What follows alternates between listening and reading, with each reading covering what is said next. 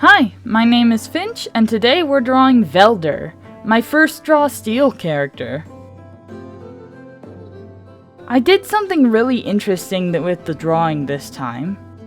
I did the same drawing in two different styles, one being my usual way of doing things, and the other using mainly Fire Alpaca's oil brush and emulating more painterly methods. The main differences are the brushes I use, and that the painting only has one layer. Before making large changes, I would create a duplicate layer in case I didn't like how it turned out, but otherwise, that whole thing is drawn on one layer. You can kind of think of it like save scumming.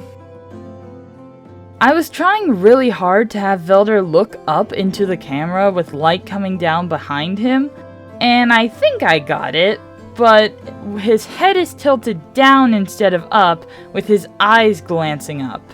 Next time I think I should push it further, add more head tilt to really emphasize the stare.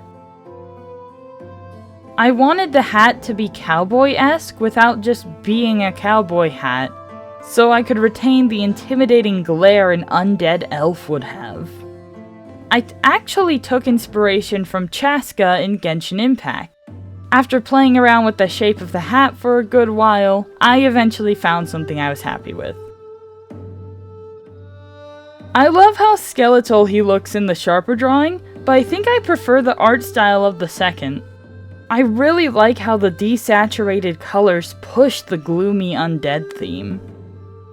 And it really makes his eyes stand out, almost like they're glowing.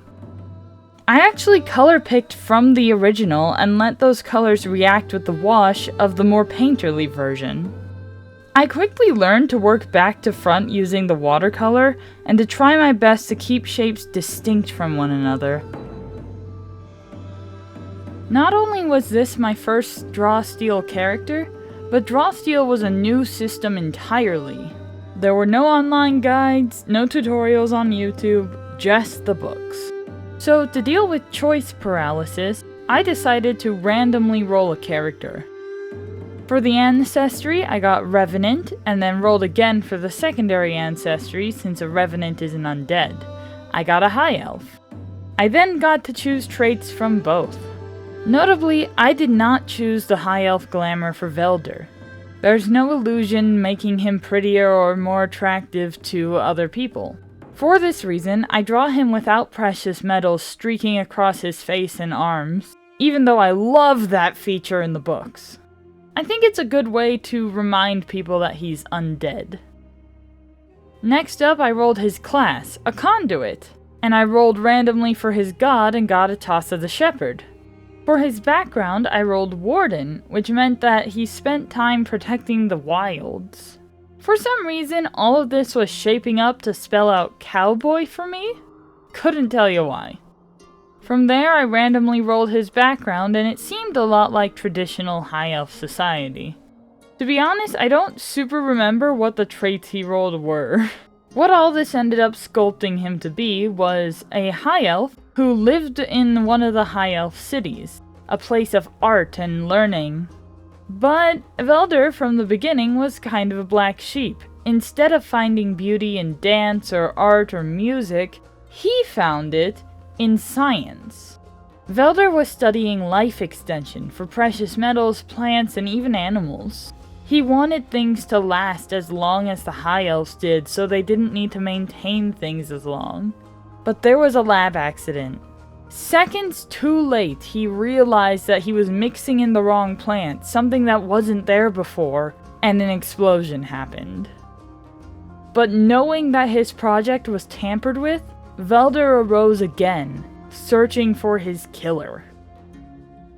Feeling strange and unbeautiful as the rest of his elfkin, he left. For centuries, Velder just stayed in the wild, away from people and away from his past. He tried to research plants, trying to figure out what went wrong, but couldn't find another. While out in the wilderness, he connected with the story of Atasa the Shepherd. He watched the herds and he followed them and made sure that they were doing well. He even bonded with a moose that he called Borage. As with many things, Velder outlived the moose, and now he can summon it as an animal spirit to defend him and his companions. Velder noticed over time that his presence as an undead was tainting the wilderness, so he decided to become a wanderer, moving from place to place and never staying anywhere too long. This is when he started wearing Atasa's symbol, the crook. This holy symbol also acted as a way to warn people he was not a mindless zombie and please don't kill him. Velder became well versed in the arts of healing and in nature. He used his cunning to protect others. Now he's finally found that same plant that ruined his experiments so many years ago. He's tracking down his killer or even a descendant. Although he's not really sure what he'll do when he finds them. So yeah, that's Velder in 2 different styles. See you in the next one.